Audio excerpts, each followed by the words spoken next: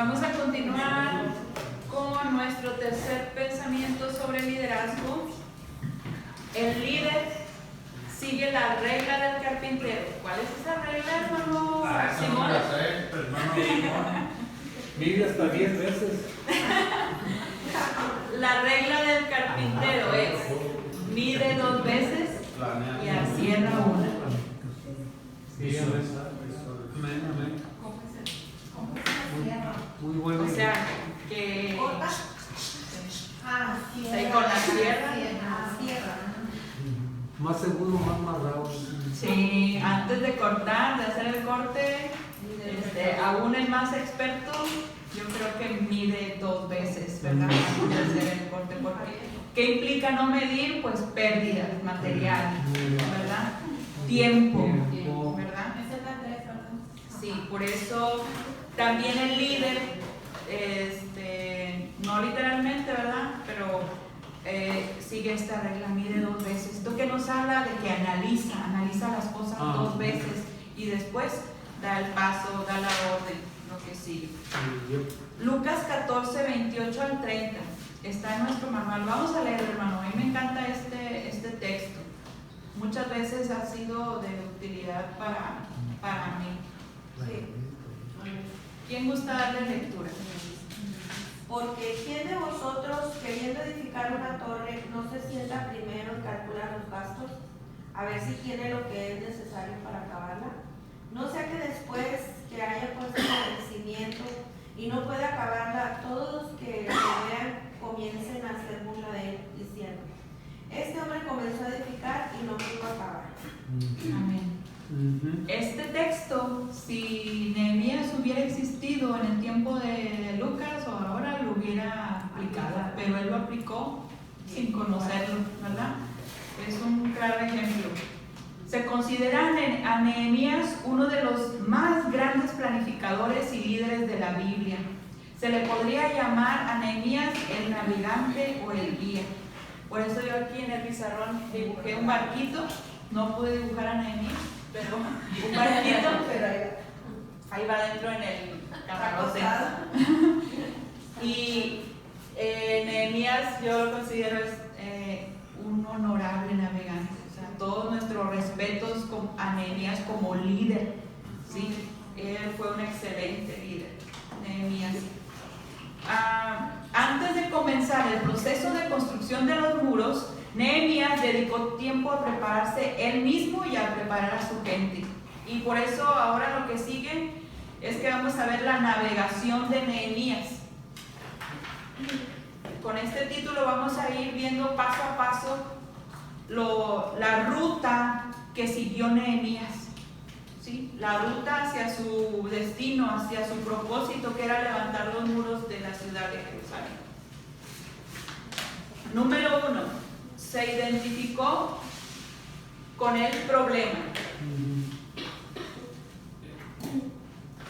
Su primer paso fue averiguar la condición de los judíos y el muro de Jerusalén.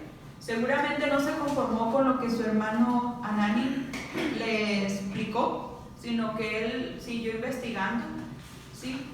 Porque se había identificado con el problema. El problema del pueblo se convirtió en su propio problema, así es que le dio la importancia debida a su problema, ¿sí? Era una carga que él tenía que llevar, así es que lo que hizo a empaparse de información, porque realmente ya era parte de sí mismo el problema. Número 2, dedicó tiempo a la oración. Enseguida, hermanos, de que uno experimenta la carga por una situación, no me va a negar, porque yo también lo he hecho, inmediatamente uno ora y luego le dices a Dios, porque a veces las cargas te duelen, hermano, y tú dices: Señor, si esta carga no es tuya y me está doliendo, quítamela, ayúdame, porque yo me estoy consumiendo en la tristeza y por esta carga me agobia, y si no es tuya, Señor, quítamela, ¿sí? Por eso enseguida vamos y oramos a Dios. Y eso hizo Nehemías. De inmediato se puso de rodillas a orar. Y ustedes recordarán la oración de Nehemías. Esa oración estuvo cargada no solo de ruego, sino también de confesión. dijo, sí, yo he pecado, el pueblo ha pecado. Hubo confesión, hubo rendición de parte de él. ¿Sí? La oración fue primordial para su navegación. Fue durante el tiempo de oración, hermanos, de comunión con el Señor, que él recibió la visión y el plan para construir los muros. Durante su comunión con Dios, él recibió la visión y el plan para construir los muros. Es tan importante la oración. Eso significa sentarnos, analizar, calcular los gastos, todo lo que implica, necesita tiempo de oración. Número 3. Se acercó a personas claves y con influencia. Se acercó a personas claves y con influencia. ¿Cuáles fueron esas personas claves? Dios y el rey. ¿Sí? Dios y el rey. Primero fue con Dios, no primero fue con el rey, ¿verdad? Primero Dios y entonces fue con el rey, porque Nehemías 2, 4 y 5 dice, entonces oré al Dios de los cielos. Y luego enseguida, y dije al rey, ¿verdad? ¿Recuerdan ese momento cuando el rey Artajerjes les dijo, bueno, ¿y qué necesitas? ¿Qué quieres hacer? ¿Qué quieres? Y la Biblia ahí como nos dice, yo creo, nos dice el pensamiento que tuvo Nehemías. Dice, entonces, oré a Dios. Ahí, imagínenselo enfrente de Artajerjes y él ahí con la copa de vino y con la jarra de vino y preguntándole el rey. Y en ese momento, o sea, no había de que, espérame tantito, voy a orar 15 minutos y ahorita ven, ¿no? En ese momento, orando sin cesar, ¿verdad? Sí, reforzando, ¿verdad? Las oraciones anteriores, pero en ese momento era crítico, así es que Señor, como diciéndole, guíame, encomiéndame en tu nombre, que las palabras que salgan de mi boca, ¿verdad? Como muchas veces nosotros hemos orado, Señor, guía mis palabras, que sean las adecuadas, ¿sí? Y así lo hizo Nehemías. En ese segundo oró y fue excelente la respuesta, la conversación fue fluyendo porque Dios estaba respaldando a Nehemías. ¿Sí? Como abre tu boca que yo la llenaré. Amén. Así es, sí. Ya con el respaldo de Dios, uno puede sentir el respaldo de Dios en situaciones y simplemente tenemos que abrir nuestra boca y Él nos va a traer qué decir. Amén. Gloria a Dios. En toda empresa de liderazgo, hermanos, las personas influyentes pueden ayudar o desbaratar el asunto. En este caso, Dios ayudó porque era su plan. Si no hubiera sido el plan de Dios, Dios hubiera desbaratado todo. O sea, no, tú no vas. Tú no eres el que va a ser llamado a hacer esta obra, no, tú no vas. Como muchas veces nos pasa a nosotros, Dios nos dice, tú no eres el indicado. Si Dios no edifica, hermano, trabajan los edificadores. Amén. O sea, si Dios no está ahí en el asunto. En el plan, exactamente. Y el otro ejemplo es muy bueno también de David, ¿verdad? Que quería edificar el templo con su deseo, ¿verdad? Sincero de David, era con todo su corazón, había sinceridad en él, pero pues sus manos estaban llenas de sangre, de guerra, ¿verdad? Y Dios no, en sus planes no tenía que fuera así, le dijo, no, tú no lo vas a hacer, sí, tú no lo vas a hacer, y así fue. Pero las personas influyentes también pueden ayudar, como lo hizo en este caso Artajerjes, ¿verdad? Fue un instrumento útil en las manos de Dios, el rey, ¿sí?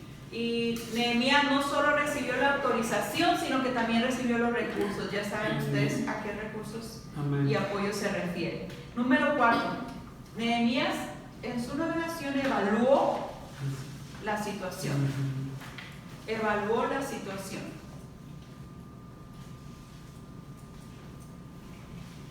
Ustedes recordarán en su lectura de Nehemías, hermanos, que cuando él llegó a Jerusalén,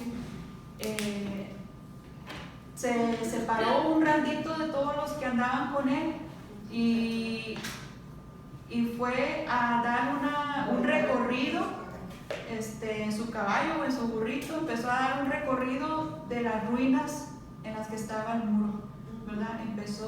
Le dio la vuelta a todo, y era un lugar grande.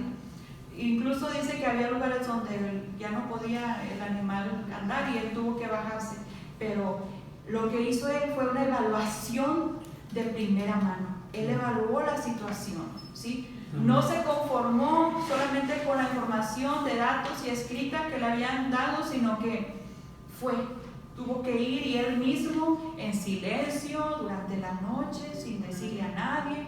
Pudo haber invitado a un guía, a un sacerdote o a alguien del lugar, ¿verdad? Acuérdense que él nunca había estado ahí, nunca, ¿sí? Así es que yo pienso como uno a veces lo hace, uno a veces se aparta un tiempo y empieza a meditar, lo que quieres es dejar que Dios hable a tu vida, te confirme las cosas, ¿verdad? Probablemente esa evaluación que anduvo haciendo Nehemías también le sirvió como para un tiempo para apartarse, para tener un poco de comunión con Dios, pero sobre todo Dios lo guió para evaluar y planificar, hacerle retoques al proyecto que iba a emprender para la gran construcción del muro. Él evaluó la situación, muy importante, como el ejemplo de Lucas. Se sentó y calculó los gastos. Probablemente estaba peor de lo que se lo habían platicado, ¿sí? Estamos hablando de, podría decirse, ¿cuánto mediría el área? Eso me hubiera gustado investigar y no lo hice, pero probablemente, no sé si 1 kilómetro o más, mediría todo lo largo del muro. No era más para eso. Mucho más, pero es bastante. Pues, prácticamente pues es una ciudad, era una ciudad. Evaluó la situación siguiente, se reunió con el pueblo y les presentó la visión. Ese es el número 5. Se reunió con el pueblo y les presentó una visión. La visión. No sabemos cómo fue que se introdujo, se presentó ante los lugareños de ahí, Nehemías, cuando llegó, ¿verdad? Como que Nehemías también nos da muchos datos, pero en otros lados como que va directo al asunto y no te da muchos detalles. No sabemos cómo se presentó ante ellos, o sea, ¿recuerdan cómo las experiencias de Moisés cuando se presentó ante el pueblo de Israel? Pues como que no le querían hacer mucho caso al principio a Moisés. Moisés tuvo que decirle: yo vengo en nombre de Dios, Jehová, el gran yo soy. Y no sabemos cómo fue la situación de Nehemías, pero él sí nos dice que junto a los sacerdotes, a los nobles, a los oficiales, ¿sí? Y les presentó la visión, les dijo a qué venía. Probablemente en este caso sí sabían quién era Nehemías, porque acuérdense que Nehemías era una persona importante en el reino de Artajerjes, ¿sí? Y que fuera judío, pues todavía más aún causó expectativa entre la gente. Oye, que vino el judío, aquel que sirve el vino en la casa del rey, pues era decir, pues, ¿qué quiere Seguramente muchos sintieron resentimiento porque era un judío que se había quedado allá en Susa y otros se habían regresado, más sin embargo él se había quedado allá. Pero gracias a Dios lo recibieron bien, la mayoría, y él enseguida presentó la visión, ¿sí? Llegó a Jerusalén y no perdió el tiempo, reunió al pueblo y presentó la visión, ¿sí? Eso es importante. ¿Cómo iba a empezar a construir el muro sin hablar con el pueblo de su plan y de la visión? Siguiente.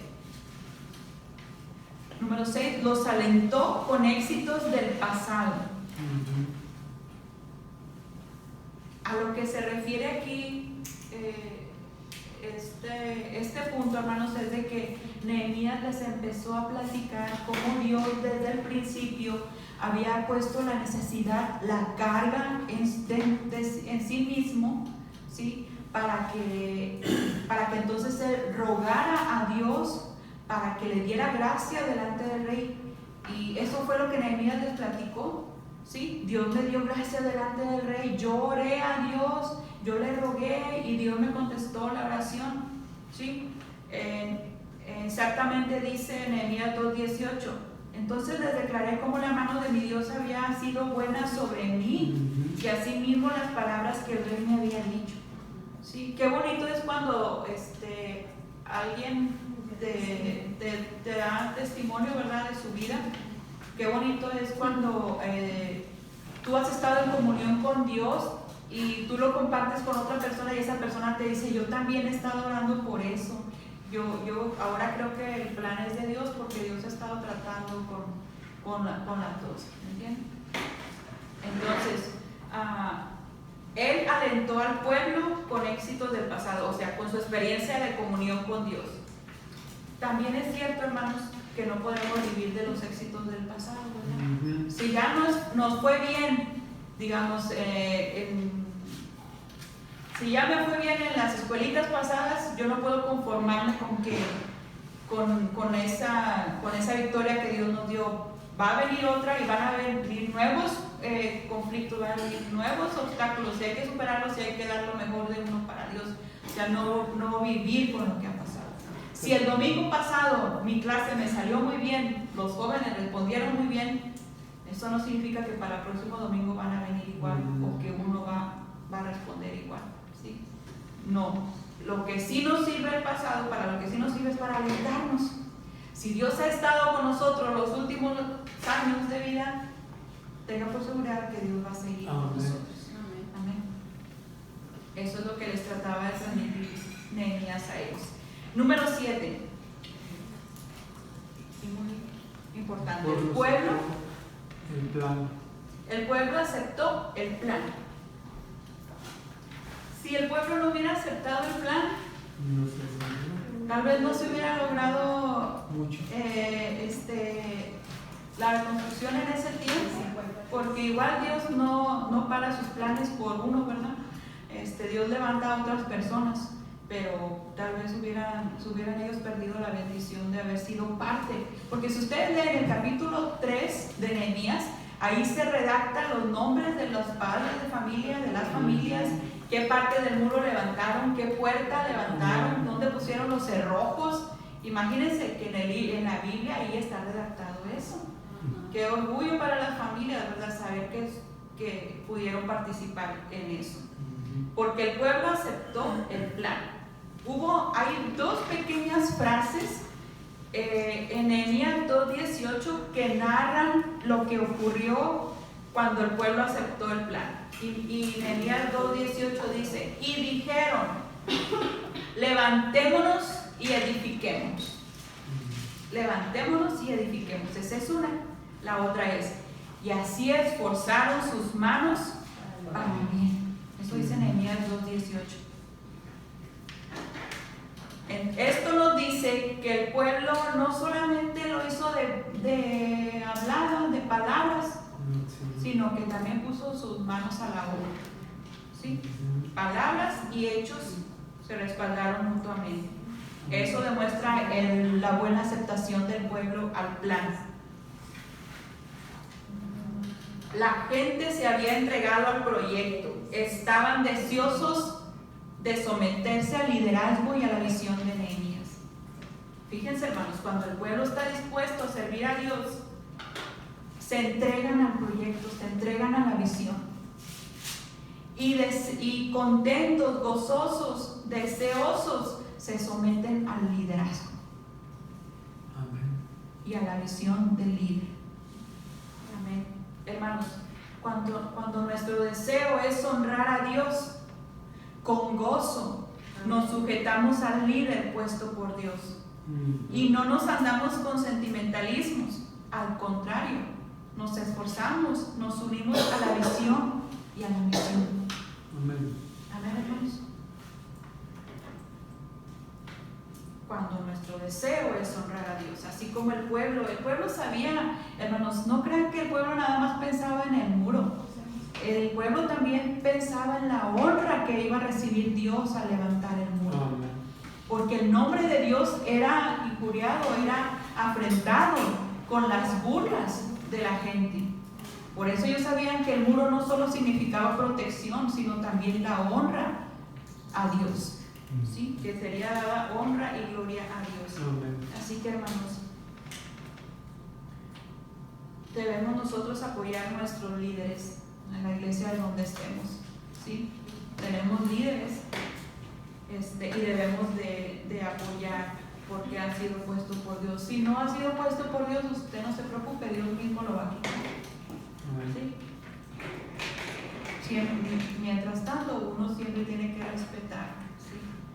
Si ni siquiera David se atrevió a levantar la mano con el rey Saúl, a pesar de que Saúl estaba portándose tan mal, andaba haciendo cosas tan descabelladas, él siempre que tuvo la oportunidad de acabar con la vida de Saúl, nunca lo hizo, ¿sí? Nunca lo hizo. Así nosotros también, hermanos, gracias a Dios no es nuestro caso. Nosotros sabemos que Dios está con nosotros y Él ha puesto líderes de acuerdo a su voluntad y su corazón. Así es que con gozo unámonos a la visión de nuestras iglesias, ¿sí? En lugar de estarnos quejando por si hay deficiencias, ayudemos a evitar que sean menos las deficiencias. Pongamos todos parte de eso. Eso lo vamos a entender, hermanos, la importancia de esto cuando tengamos un liderazgo, ¿sí? Por pequeño que sea, es tan difícil cuando el líder no tiene el apoyo, cuando no tiene la respuesta, cuando no tiene la misma visión, es muy difícil, se llora, se sufre, ¿verdad? Pero esas situaciones pasan, con la ayuda de Dios pasan. Número 8. Organizó al pueblo y los puso a trabajar. ¿Qué dijo? Ok, todos bien dispuestos, todos bien gozosos, ok, vamos a organizarnos y a trabajar, ¿sí? Cuando el pueblo se puso a trabajar, llegó un momento que Nehemías dijo, vamos a organizarnos, y nos vamos a organizar por familias, ¿sí? Y trabajaron de acuerdo a los planes, a las prioridades planificadas por Nehemías. Y según el relato del capítulo 3, empezaron también por las puertas de la ciudad. ¿Recuerdan? Se habla de la puerta del pescado, la puerta del muladar, la puerta del valle, la puerta de las ovejas. No sé si creo que son 8, son 10 puertas las que había en el muro. Pero empezaron ahí con las puertas y las puso por familias. Su enfoque para la realización de su visión requirió mucho trabajo. Fue un gran líder del pueblo, pero sin una cuidadosa planificación, el muro nunca hubiera sido reedificado. Él fue un excelente estratagema, ¿sí? Porque sus planes realmente dieron éxito. No sé si ustedes notaron que había un hombre llamado Salum que al parecer no tenía hijos, pero eso no fue impedimento para que él participara en la construcción del muro. El versículo relata que Salum y sus hijas trabajaron en la construcción del muro. ¿Ven? La emoción, el gozo de la gente de involucrarse, no le importó no tener varones. Bueno, pues yo me traigo a mis hijas. Si es que le decimos al hermano Sergio, tráigase a las 3. Y con ellas las hacemos. ¿Sí? Así es que no necesariamente iban a ser hombres también. Fue muy notable. Me llamó mucho la atención cuando lo leí. Dije, mira, él con sus hijas. Oigan, y no eran nada más así del pueblo. Según lo que leí, Salum era hijo de uno de los gobernantes. O sea, era gente acomodada. Y dijo, no importa, yo pues se quitó sus ropas probablemente lujosas y se fue con sus hijas a trabajar. Y sus hijas yo creo también eran temerosas de Dios porque lo hicieron. Pudieron haberse negado y decir, ay no, me voy a quebrar la sociedad. Mis manos tan finas se van a atrofiar, sí. No, ellas ayudaron, sus hijas, y dice plural, o sea que eran varias, y ayudaron a la obra. Es que todos podemos involucrarnos. Él organizó al pueblo y los puso a trabajar. ¿Sí? Pregunta de reflexión. ¿Hace un plan antes de dar un paso? Ahí solo tiene que poner sí o no, hermano. ¿Hace un plan antes de dar un paso? Nehemías, aparentemente fueron 8 pasos aquí resumidos de Nehemías. ¿Usted también hace un plan antes ganas de dar un paso. O es espontáneo, que dice, ay, cómo salga, ay, cómo venga, ay, que Dios me dirija. Pues ni Jesús era tan espontáneo, Jesús planeaba, Jesús sabía lo que iba a hacer. Amén. Y vamos ahora al último de los pensamientos sobre el liderazgo. Nuestra verdad central, nuestro pensamiento principal es: cualquiera puede navegar un barco, pero solo un líder planifica la ruta. Y este pensamiento siguiente es: los líderes no solo saben hacia dónde van, también llevan a otras personas consigo. Hermanos, ¿leyeron el capítulo 4 de Nehemías? Porque si lo leyeron, así nos podemos evitar ahorita esta lectura. ¿Sí lo leyeron? Amén. Bueno, un líder no solo sabe a dónde va, sino también lleva a otras personas consigo. Okay. Una cosa, hermanos, es tener una visión para un proyecto. Otra es reunir a la gente. Ahora llegamos a este punto. O sea, el plan de navegación de Nehemías era excelente, era perfecto, era grandioso. Okay, pero una cosa es tener un buen proyecto y ser listo y prepararse y todo, pero reunir a toda la gente, a toda una ciudad para emprender la tarea, es difícil, tomando en cuenta la amenaza, la oposición. Sin embargo, Nehemías lo hizo. Vamos a ver principios de Nehemías para tratar con las personas. Si usted es un líder, si usted anhela ser un líder, hermano, usted va a tratar con personas. Y esas personas son tan importantes como usted, porque también son hijos de Dios, son siervos de Dios. Usted, yo soy siervo, usted es siervo de esas personas. Así es que es importante saber cómo tratar con las personas. Los muros de Jerusalén fueron reedificados debido a las habilidades de Nehemías para trabajar con las personas. Él sabía tratar con la gente, sabía dirigirlas hacia donde necesitaban ir. Si observamos el proceso, como lo vamos a hacer ahora, nos daremos cuenta que él puso en práctica varios principios para trabajar con las personas. Número 1, los principios de Nehemías para tratar con las personas. Número 1, simplificación. O sea, simplificó. Simplificación. Hizo simple el plan. Él llegó delante del pueblo y expresó su visión, pero lo hizo en términos sencillos. No vino como con palabras infladas, elocuentes, ¿sí? No vino así imponiéndose. Lo importante fue que fue sencillo, lo más sencillo posible, y él se dio a entender cuál era la visión, ¿sí? La meta era el reedificar el muro. Hermanos, pocas veces es necesario un largo discurso para darse a entender, ¿sí? Solamente necesitamos una visión clara y específica para de esa manera explicarla. Entonces Nehemías, su táctica, su principio para tratar con la gente, acuérdense que en el pueblo había gobernantes, había sacerdotes, gente de dinero, pero también había muchos pobres, muchos pobres. Y él tenía que hablarles en su idioma, o sea, de su lenguaje, o sea, no podía hablarles palabras elocuentes. Las sencillas las iba a entender el pobre y las iba a entender el rico.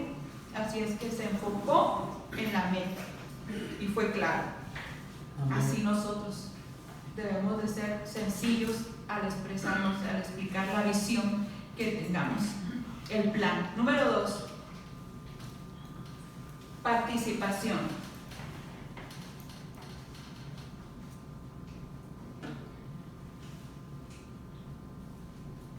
Nehemías, hermanos, cuando empezó a organizarse, empezó a plantear sus estrategias, él intentó incluir a todas las personas. ¿sí? A todo el que estuviera disponible, que tuviera fuerzas, disponibilidad, los intentó involucrar. Eso hace un líder también, hermanos. Trata de involucrar a todos. Que va a hacer una velada de oración o que va a hacer un estudio bíblico y necesita apoyo, trata uno de involucrar a todos, ¿sí?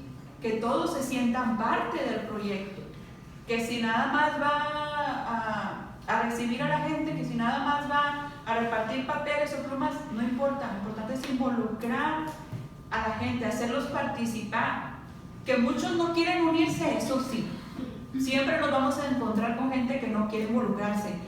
Puede tener la habilidad, puede ser listo, puede ser capaz de explicar una clase, pero no está dispuesto. Entonces, hermanos, en ese punto, usted va a hacer participar, va a avanzar con los que ya están listos. ¿Sí? Primero hay que empezar con los que ya están listos. ¿Sí? En nuestras iglesias, en nuestras sociedades.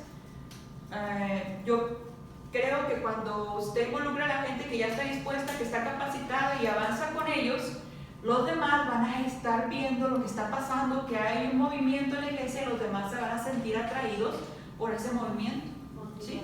Motivados a unirse a ese trabajo.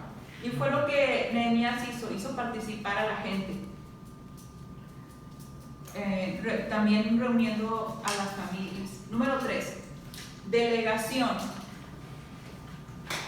Tercer principio, delegación, o sea, delegó, entregó, dio instrucciones, dio responsabilidades. Para algunos líderes, hermanos, el delegar es difícil.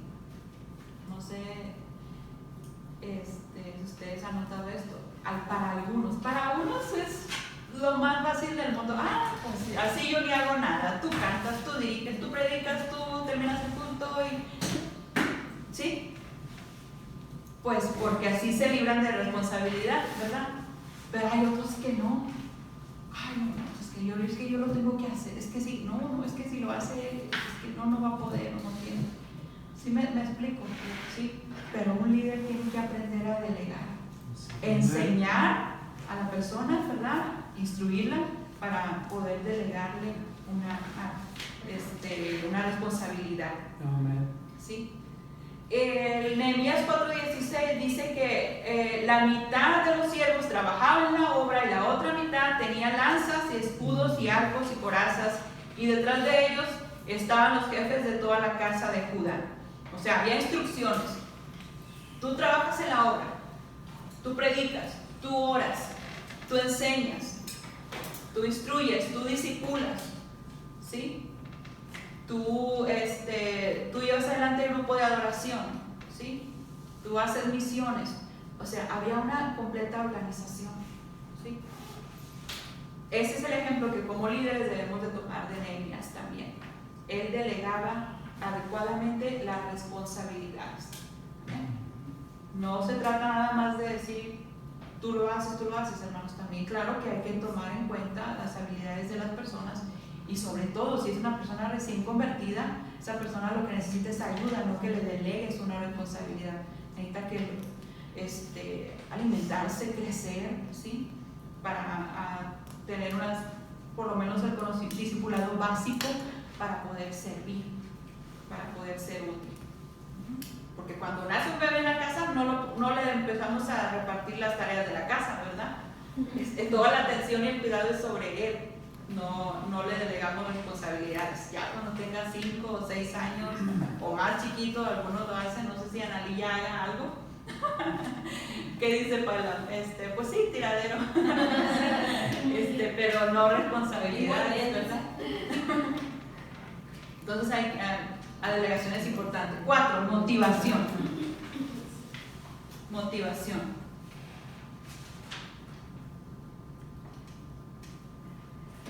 Nehemías sabía motivar muy bien a las personas. Se aseguró de que supieran por qué estaban luchando. Vamos a leer Nehemías 4:14. Bueno, yo lo tengo aquí en el manual, pero si usted quiere leer Nehemías 4:14 en su Biblia, vamos a ver cómo motivaba Nehemías a las personas. Y el que el otro puede leerlo. Después miré y me levanté y dije a los hombres y a los oficiales y al resto del pueblo: no temáis delante de ellos, acordaos del Señor, grande y temible, y pelead por vuestros hermanos, por vuestros hijos y por vuestras hijas, por vuestras mujeres y por vuestras casas. Amén. Nehemías se encargó, gracias hermanos, de que recordaran en todo momento por quién estaban peleando. Obviamente por Dios, Dios el Señor grande y temible, pero también les dijo: pelead por vuestros hermanos, por vuestros hijos, esposas e hijas, ¿sí? Por vuestras casas. Estamos hablando de la protección de su familia, así es que esfuércense, anímense, no decaigan, ¿sí? Los animó recordándoles por quién estaban luchando. Amén. Amén. Hermanos, ¿por quién nosotros seguimos en la carrera cristiana? ¿Por quién? Primeramente para honra a Dios, pero también tenemos familia que nos está siguiendo, hermanos. Uno, sinceramente, esa es una de mis motivaciones para servir a Dios. Que mis hijos vean que estamos sirviendo a un Dios vivo, un Dios lleno de amor, que es nuestra única esperanza, que en ningún lugar vamos a hallar palabras de vida eterna. ¿A quién iremos? A nadie, hermanos. Mi motivación es que, pues, si un día yo falto, mis hijos puedan ver que mientras yo viví, les di un ejemplo de que si uno le es fiel a Dios, Dios va a permanecer fiel. Y aunque no le seamos, Él permanece fiel. Pero ¿sí entienden lo que trato de decirles? ¿Sí? Yo quiero que mis hijos estén motivados. Amén. Ustedes también, hermanos, yo los animo. La palabra, Dios los anima a que ustedes sigan adelante. Cuando usted quiera flaquear, que sienta debilidad en su espíritu, recuerde que hay gente que viene detrás de usted. Amén. Y primero que nada son nuestros hijos, ¿sí? Ellos son nuestra mayor motivación. Por ellos estamos adelante, porque no les queremos dejar una casa, un carro, una herencia. Les queremos dejar el legado del Evangelio. Amén. Para que ellos permanezcan firmes hacia adelante. Amén. Sí, amén. Amén. Esa debe ser nuestra mayor motivación, hermanos. No obtener coronas en el cielo, no obtener galardones, esos vendrán, pero yo creo que cuando uno sirve a Dios, hasta los galardones salen sobrando. Tú lo que quieres es, en agradecimiento, servir a Dios. Y si te lo llegaste a ganar y Dios te lo da, gloria a Dios, ¿sí? Pienso que esos mismos van a ser ofrendas que uno le va a dar al Señor, porque Amén. uno no va a ir sin nada en las manos, porque de lo que recibimos de Él es lo que le damos. Amén. Así es que la motivación, hermanos, es muy importante, como en la familia, como en el liderazgo en la iglesia. Amén. Tenemos que motivarnos. Una estrategia muy buena que hizo Nehemías fue que cada uno tenía su lugar para trabajar. Tú en esta puerta, tú en esta parte del muro, y ahí estaban los trabajadores. Y para motivarlos todavía más, hizo que las familias de los trabajadores acamparan enfrente de su área de trabajo. De eso dice Nehemías, ¿ok? Da cuenta que si yo está aquí mi familia, la familia Mendoza, que está trabajando chico y no sé, mi suegro o algo, bueno, enfrente estarían las esposas, estarían los hijos, los nietos viendo a su padre, a su abuelo trabajando en la construcción del muro de la ciudad santa. Imagínense la motivación de los trabajadores al ver a sus pequeñitos corriendo, jugando, sin el temor a la opresión, sin temor. Eso los motivaba, ¿sí? Es una gran motivación para las personas. Algunas veces he acompañado a mi esposo al taller cuando me hace trabajos para las escuelitas o para mi clase. Necesito algo que requiera las herramientas de allá, vamos al trabajo y yo estoy nada más ahí, no lo estoy ayudando, y él está haciendo las cosas, pero él a varias veces me ha dicho: ay, que si te vinieras toda la semana conmigo, así me motivaría más. Y digo: pero ¿para qué me quieres? No te voy a ayudar. Dice: pues con que estés aquí ya me motivo. Y pues sí es cierto, ¿verdad? Un padre sale a trabajar motivado de que va a ser sustento para sus hijos, ¿verdad? Amén. Y todavía imagino que si los estuviera viendo, pues se motivaban más. Sí. Ahora entiendo por qué muchas personas tienen fotos de sus hijos en En trabajos y oficinas. oficinas, ¿verdad? Pues se motivan. Y esa misma estrategia, yo creo que eso se lo debemos a Nehemías, que motivaba con esa estrategia. Amén. Siguiente, preparación. Número 5, la preparación.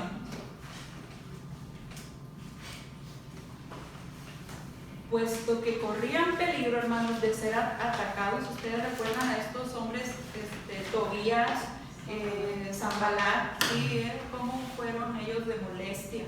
Pero bueno, pues Dios los usó para provecho de su pueblo, los fortaleció, les mostró su gloria a través de los inconvenientes. Amén. Estaban podían sufrir ataque en cualquier momento. Y Nehemías lo sabía, hermanos. Nehemías sabía que estaban en constante peligro porque le habían llegado noticias de que probablemente les iban a llegar a atacar por sorpresa. Sí. Nehemías se preparó y preparó a la gente. Le dijo, ok, voy a asignar guardias por turnos, ¿sí? Y les dijo, con una mano van a tener la herramienta para trabajar y con la otra van a tener la espada, ¿sí? O algunos la traían en el cinto, traían su espada, su lanza, con lo que se iban a defender. Incluso, acuérdense que estamos hablando de a lo mejor 1 o 2 kilómetros, no sé qué medía de largo el terreno de trabajo por el muro. Estaban esparcidos.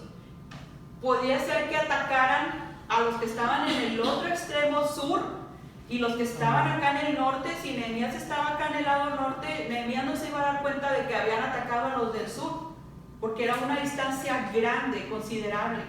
Entonces lo que hizo Nehemías fue que Nehemías tenía consigo al trompetista, ¿sí? al que daba el sonido de batalla para alertar, ¿sí? No sé si Nehemías tenía también trompetista por allá, pero él siempre andaba con uno para que si atacaban por del lado de él iba a hacer sonar la trompeta y todos se iban a poner más alerta. Ya andaban alerta, ¿sí? Estaban trabajando y preparados para atacar responder para si los atacaban. La obra era grande y extensa, ¿sí? Así es que a Nehemías les decía, en el lugar donde oyereis el sonido de la trompeta, reuníos allí con nosotros, porque nuestro Dios peleará por nosotros. No le dijo, en lugar donde oyereis el sonido de la trompeta, reuníos allí con nosotros para pelear. Dijo, nuestro Dios peleará por nosotros. Amén. Nehemías estaba seguro de que Dios estaba con ellos y que Él iba a pelear por sus pueblos, por los que estaban trabajando. Él los preparó, ¿sí? Es aquí donde quiero mencionar lo que mencioné al principio sobre el equilibrio, hermanos. Miren, se lo voy a leer otra vez. Nehemías supo equilibrar el optimismo con el realismo. Equilibró la intuición con la planificación. Equilibró la fe con los hechos. En este momento de la historia que estamos leyendo, ¿sí? Él equilibró el optimismo con el realismo. Es bueno ser optimistas, ¿verdad? Es bueno ser optimistas, pero hermanos, aún el optimismo, aunque sea bueno, debe estar equilibrado con el realismo, ¿sí? Por ejemplo, ahorita que todos queremos ser optimistas en que este virus ya hasta las últimas va a terminar y todo, pero la realidad también es importante tomar en cuenta. O sea, siempre, nada más se entró a la tercera fase y se abrieron, ¿verdad? Más servicios y ni en la primera fase ni en la cuarentena se vio el avance de contagios, ¿verdad? Es difícil la situación que se ha vivido. ¿Podemos ser optimistas? Claro que sí, pero también hay que ser realistas. Tal vez nos tocó vivir en esta situación, en esta época, hay que enfrentar la situación, pero eso no nos va a detener. aunque sea realista, tampoco es para detenernos, sino para estar más preparados, para estar más conscientes de la situación, hermanos. Nehemías supo equilibrar el optimismo con el realismo. ¿Qué les dijo? Cobren ánimo, Dios va a pelear con nosotros, pero no suelten la espada. Sí, eso es lo que Nehemías estaba tratando, equilibró las cosas. También les dijo, no les dijo, equilibró la intuición con la planificación. Nehemías pudo haber intuido, probablemente allá en Jerusalén va a haber mucha gente que quiere levantar los muros, a mucha gente le conviene que los muros sean levantados. Es cierto, él pudo intuir eso, pero él no se conformó con intuir que lo iban a apoyar y que iba a solucionarse todo. No, él llegó a Jerusalén con un plan definido. No solo intuyó, él planeó. ¿Sí? Es por decir, yo intuyo, yo presiento que el domingo Dios me va a ayudar en mi clase dominical y va a salir excelente. Pero no puedo venirme sola con la intuición, yo tengo que estudiar, tengo que prepararme. Prepararse. ¿Sí? Nehemías equilibró eso. No solo intuyó y dijo, es necesario levantarse el muro. Seguramente hay muchos trabajadores, pero aún así con eso yo voy a planear. Yo voy a ir ya con una estrategia. ¿Sí? Él también equilibró la fe con los hechos. Él les dijo, confiemos en Dios. Dios va a pelear con nosotros. El Dios que nos sacó de Egipto, Él nos va a dar la victoria. Porque Él habla de toda la historia, cómo Dios fue fiel con el pueblo de Israel. ¿Sí? Pero no solo se conformó con creer, Él actuó. Él puso fe y puso hechos, equilibró las cosas. Y eso es lo que un líder también debe hacer ahorita en la actualidad, hermanos. ¿Sí? Hay que hablarles a nuestros jóvenes, a nuestra congregación sobre la fe, pero demostrarla con hechos. Amén. ¿Sí? Hay que dar la bienvenida a los optimistas, pero también hay que hablarles de la realidad. ¿Sí? Es como cuando les decirle en algún tiempo y en ignorancia le pudimos haber dicho a la gente, vengan a Cristo, con Cristo la vida es color de rosa. ¿Verdad? Optimismo. Era optimismo y a lo mejor lo creíamos y no estábamos discipulados para saber que eso estaba incorrecto, ¿verdad? Pero porque yo lo debía decir en esos primeros tiempos, quería que todas mis amigas se convirtieran y me decían, es que tengo un problema, estoy sufriendo mucho. No, ven a Cristo, Cristo lo va a resolver. Pues yo con todo el entusiasmo, ¿verdad? Y con todo el amor de que aceptaran a Cristo, pero esa no es la realidad. Dios Cristo tiene no le un iba a plan resolver. maravilloso para tu vida. Sí, exactamente. Le presentábamos un plan maravilloso. No, y también se me salía a decirles, ya no busques al Papa, el Papa es un siervo del diablo. Y digo, ay, Dios mío, qué vergüenza cuando... Pero es que uno no está preparado. Uno quiere que todo el mundo se convierta y dice cosas que ni saben. Pero es que yo tenía, consideren hermanos, tenía 13 años, 13, 14 años. Las alejaste. Sí. No, sí, en realidad sí. Perdí mis amigas por andarles diciendo tantas cosas. Ya a esa edad ya empecé a ver lo que era la persecución. Y luego entonces, ¿en qué nos queda? Preparación, ¿verdad? Ya estaba ahí en la frase. Hermanos, cuando el líder se prepara bien, comunicará confianza y serenidad a su gente. Amén. Entre más estemos preparados, más confianza. Díganme usted, yo sé que aquí está nuestro pastor y nadie va a decir nada que los ponga en mal a ustedes, pero ¿a ustedes les gustaría que su líder o su pastor le gustaría que no le comunicara confianza, que no le diera confianza? ¿O usted prefiere, usted le gusta que su líder le da confianza? Confianza de que Dios lo respalda. Un líder un pastor debe inspirar serenidad. ¿Sí? Creo que eso es lo que todos queremos. Como ovejas, queremos eso de nuestros líderes. Yo también llegué a experimentar esto con el hermano Isaías. Cuando yo llegué a Stephenville, él mismo, el hermano Isaías y su familia se congregaban en la iglesia de Manuel con el hermano Martínez, David Martínez. muy linda persona él y todo, y nos recibió y todo. Pero por ciertas circunstancias, pues salió el hermano Isaías, después salimos nosotros también de esta congregación y nos unimos todavía no nos uníamos con el hermano Isaías, pero eran nuestros planes.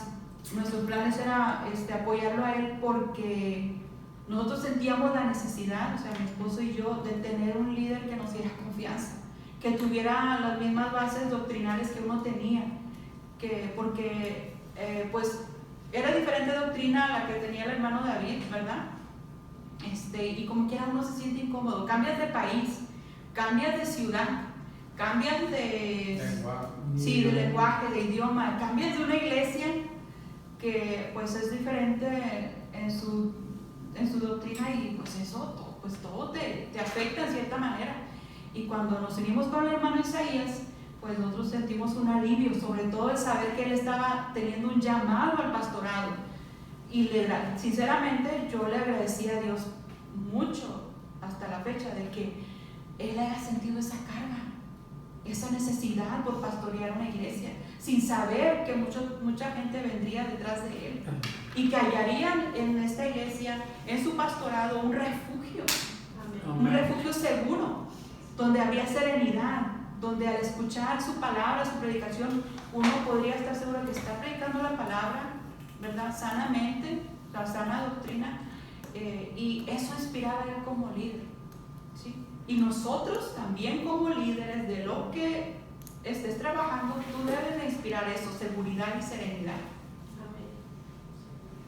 Eso es muy importante, la preparación. Ya casi acabamos, faltan 2. Siguiente, la cooperación.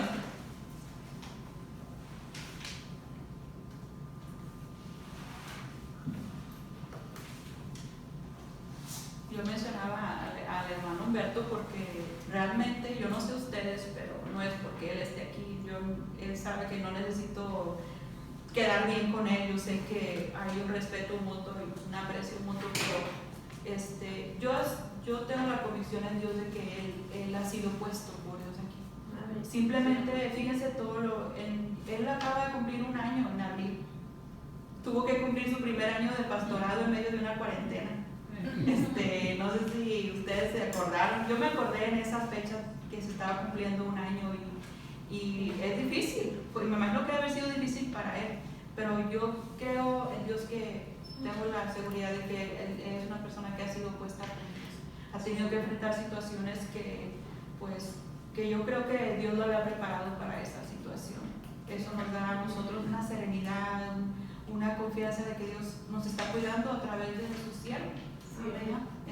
Eso es a lo que me refiero con el hecho de sentir que comunique esa confianza, esa serenidad a Dios.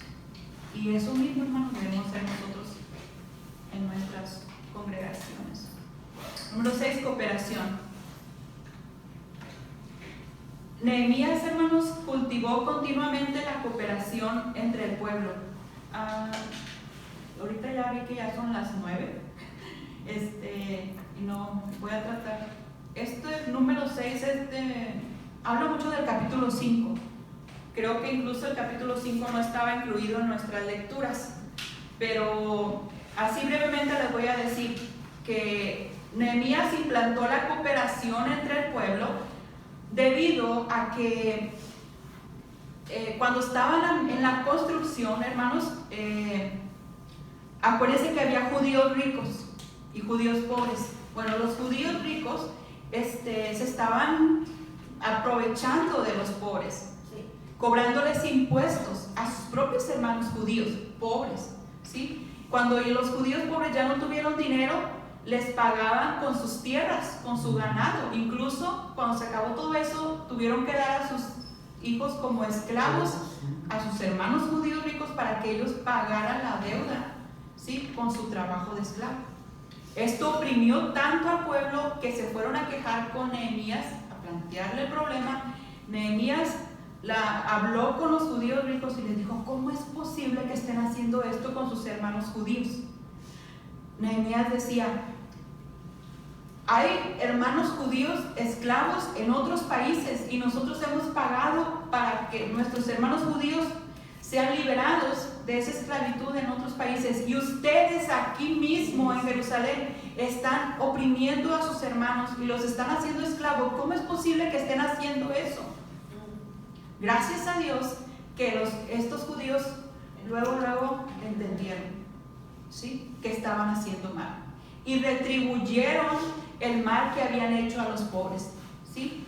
Ya no les cobraron impuestos, les regresaron sus tierras, sus ganados, y hubo un sentimiento de cooperación entre ellos, ¿sí? Esto fue algo muy bonito que pasó. Lo pueden leer en el capítulo 5 para más detalles.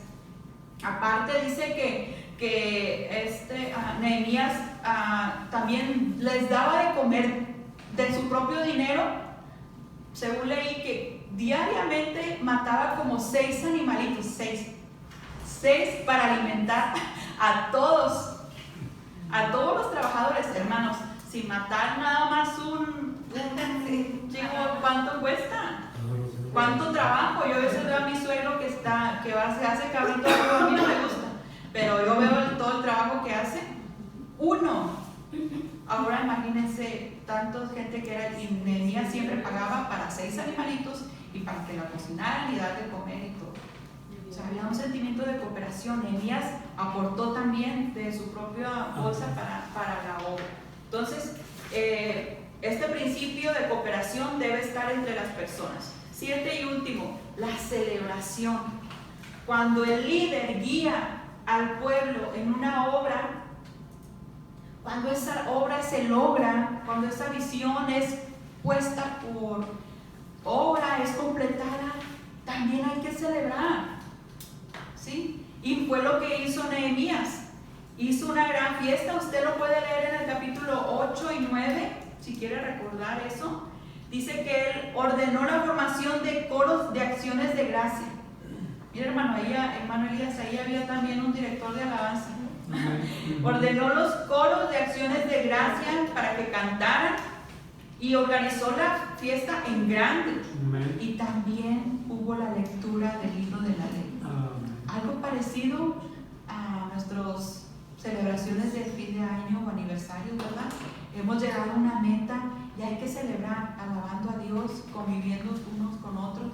Un buen líder no solamente lleva a la meta, sino que sabe celebrar con el pueblo, con la gente que está a su cuidado, celebrar el esfuerzo que han hecho.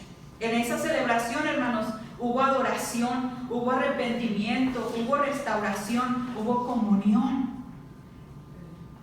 También es cuando Esdras lee la ley y todos se arrepienten, lloran, meditan en la palabra, le hayan sentido a las escrituras que estaban escuchando. Fue una fiesta hermosa. Usted puede leer, si ya olvidó, el capítulo 8 y 9. Se humillan y adoran. Amén. Ese es el punto de la celebración. Hermanos, ahí en su manual, voy a también terminar con esto. Ninguna tarea se logra sin un pueblo que haga el trabajo y un líder que lo guíe. Cuando hay convergencia de la oportunidad, del momento, de la necesidad de la gente, del propósito del líder y el llamado de Dios, aún lo imposible se hace posible. Cuando hay convergencia. ¿Qué es convergencia? Sí, rápido. Convergencia es que varios caminos, varios propósitos, varias personas van al mismo punto. Eso es convergencia. ¿Sí? Cuando la iglesia de Dublín, cuando la iglesia de Stimby, cuando la iglesia de Monterrey van al mismo punto, sí, que es honrar a Dios, glorificar a Dios, aún lo imposible se hace posible. Amén. ¿Sí? Cuando el grupo de jóvenes, cuando el grupo de niños, el grupo de señoras están unidos en un solo punto, lo imposible se hace posible. Eso fue lo que le dio éxito a Nehemías y al pueblo, que estaban siendo convergentes. todos apuntaban a un mismo punto. Sobre todo, claro, que vayamos a la misma dirección de Dios. Eso es lo que nos da eso. Pregunta de reflexión: ¿a quiénes se está reuniendo para su viaje de liderazgo? ¿A quiénes se está reuniendo para su viaje de liderazgo? Okay. ¿Con qué tipo de personas se está juntando usted, hermano? Puede aplicarse también así. ¿Esas personas con las que usted está conviviendo le están ayudando en su viaje de liderazgo? Una meta de reflexión, la pueden hacer en su casa. Hermanos, pues hemos terminado por el día de hoy. Recuerde hacer su actividad de cómo dar vida a esta verdad. A mí me encanta la reflexión que hace, me encanta la oración.